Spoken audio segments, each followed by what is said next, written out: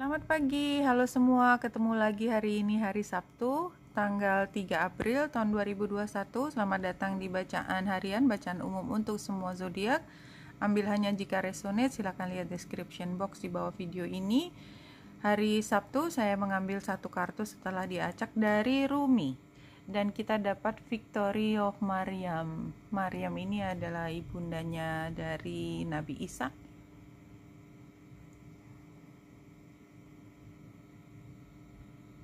Saya baca terlebih dahulu sebentar. Iya, setelah saya baca dan mengingat apa sih isinya dari kartu Victory of Maryam ini, sebenarnya adalah fear of success. Karena di samping kita sangat ingin untuk sukses, tapi kesuksesan itu membawa dampak banyak orang atau tidak suka kita. Banyak orang tidak terlalu suka dengan kita, atau kita menjadi tidak sama lagi dengan mereka yang biasa bersama kita. Jadi sebenarnya kita juga sangat menginginkan kesuksesan tersebut. Jadi kalau di sini diistilahkannya kita menginginkan bulan, tetapi justru kita menghindari bulan. Kita nggak sakit karena kita yang tanda petik kita yang waras, tapi kita berusaha menyelimuti diri kita supaya tidak terlihat waras karena mungkin lingkungannya juga pada sakit. Anyway, jadi kita yang menurunkan levelnya kita supaya kita bisa diterima oleh lingkungan. Dan kita sebenarnya udah tahu apa yang membuat kita bahagia, tapi lingkungan tuh tidak bisa melihat itu sebagai satu kebahagiaan. Jadi kita kayak, ya kan orang kan pada umumnya suka yang begini, walaupun kita udah tahu itu sebenarnya hanya membawa satu kebingungan yang berikut gitu, tapi kita tetap, orang lain sih begitu.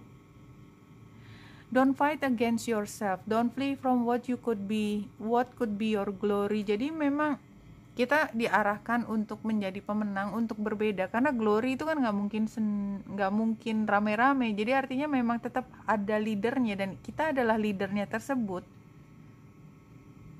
Tapi kita tidak mau mengambil peran tersebut. For some reason, like a fearless moth dive into the flame, why be linked to your obsession?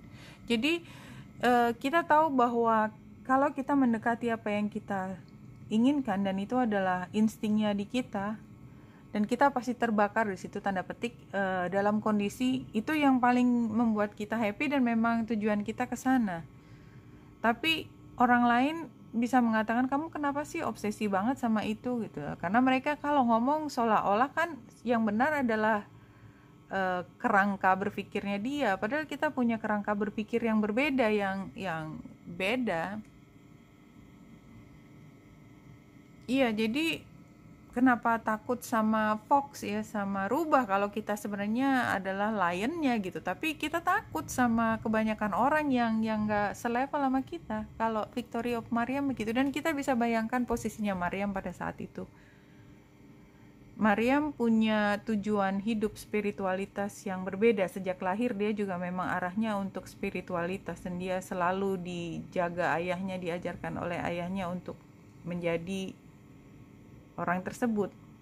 Tapi lingkungan kan berbeda dengan Maryam yang memang sekolahnya tanda petik atau dibesarkan di lingkungan yang sangat spiritual tersebut, dan kemudian dia membawa satu misi, melahirkan seseorang yang ceritanya di situ jadi tanpa ayah, dan semua orang bisa mengatakan sesuatu yang kejam terhadap Maryam, dan Maryam sehingga dia dalam posisi yang terancam nyawanya pada saat itu. Bayangkan, padahal dia melakukan semua karena spiritualitas kita, dan kita sudah tahu akhir dari ceritanya. Anyway, yang ingin diambil dari ini adalah ketika Maryam begitu yakin melakukan tugasnya, dan walaupun dia harus menghadapi cercaan dari banyak orang, dia yang paling tahu diri sendiri, dan dia yang paling tahu bahwa hidupnya dia untuk melaksanakan ini. Dia tidak harus mendengarkan atau menjadi seperti orang lain hanya supaya bisa diterima, karena buat dia yang penting adalah penerimaan dari yang dipujanya dia. Ya, Tuhannya dia.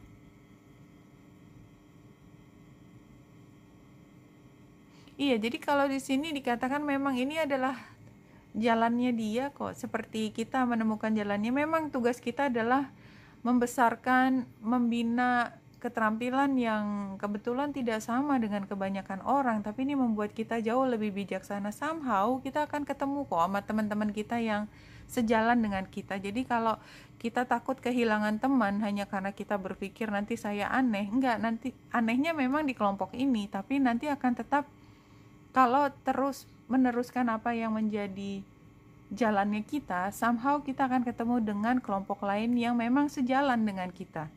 Jadi current situationnya sebenarnya kita nggak pernah sendiri, tapi ya memang kita mengharapkan ada spiritual union. Jadi kalau menurut saya yang kartu pertama itu, kita punya banyak orang di lingkungan kita yang menyayangi kita, hanya saja memang kita tidak sejalan dalam tingkat spiritualitas kita. Bukan berarti mereka tidak percaya, memang beda aja tingkatannya, memang beda jalan misi hidupnya, itu aja. Dan misi kita seperti mencari yang spiritualitas, dan ini kita berharap bahwa spiritualitas kita terbantu dengan dukungan dari pihak lain yang punya pemahaman yang sama.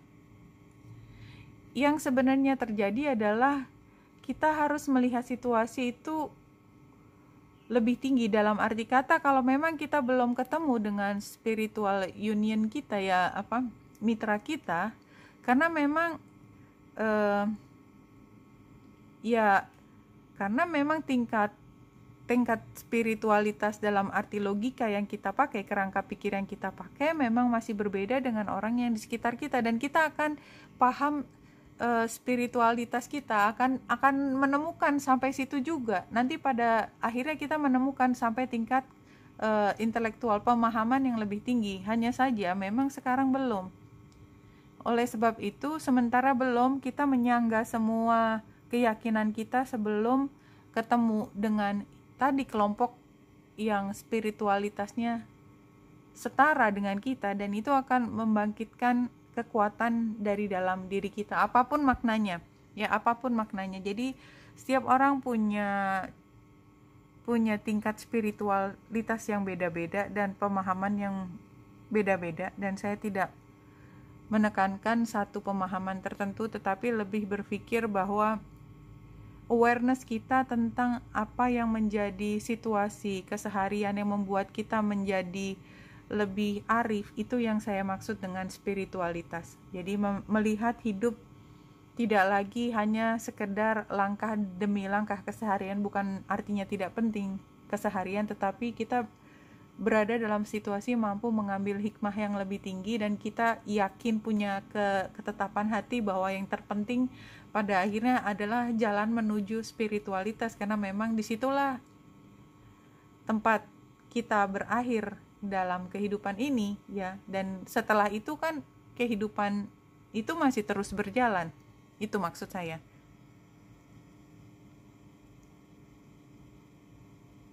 Oke, spiritualitas ada di Sagittarius juga.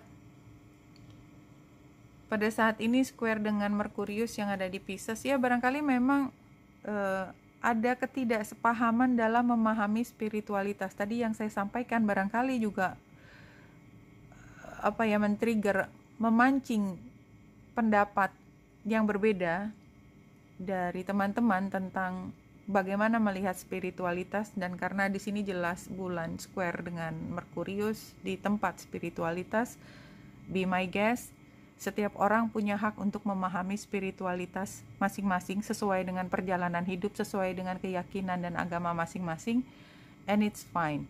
Jadi ini anggap aja sebagai forum untuk diskusi mengenai bagaimana kita memahami hidup. Dan it's so many things we can talk about Mariam, ya. Kita bisa pakai konteks zamannya dia, kita bisa pakai konteks agama, apapun itu. Menurut saya pada intinya, pada akhirnya, karena itu juga keluar di semua agama, Mariam perannya, ya bagaimana kita memahami perjuangannya beliau. Beliau bukan termasuk nabi barangkali kalau kita artikan nabi 25 orang itu, tapi dia juga orang yang penting dalam spiritualitas dia, dan dia menjalankan perannya dengan sepenuh hati.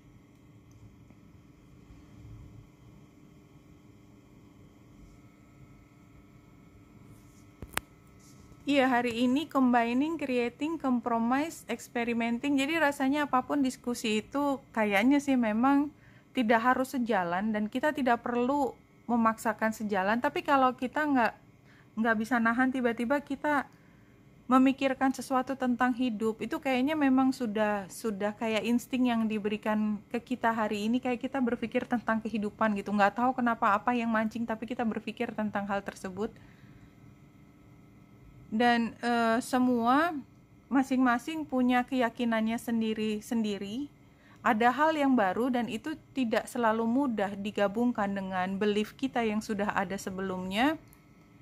Advice-nya adalah ya kita mencari kejelasan dengan berdiskusi. Playfulness-nya ini saya pikir adalah diskusi, dan belajar banyak dari hasil diskusi tersebut tanpa harus memaksakan kehendak. Karena playful itu artinya kita tidak memaksakan kehendak, tapi kita menerima bahwa kita punya keunikan sendiri dalam hal spiritualitas tersebut, self-acceptance.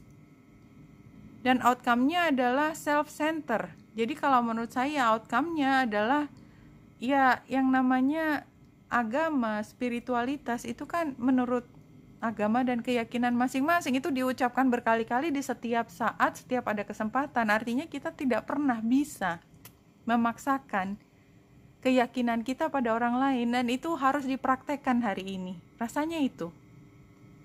Kita praktekkan apa yang sering kita ucapkan, berdoa berdasarkan menurut keyakinan agama dan keyakinan masing-masing.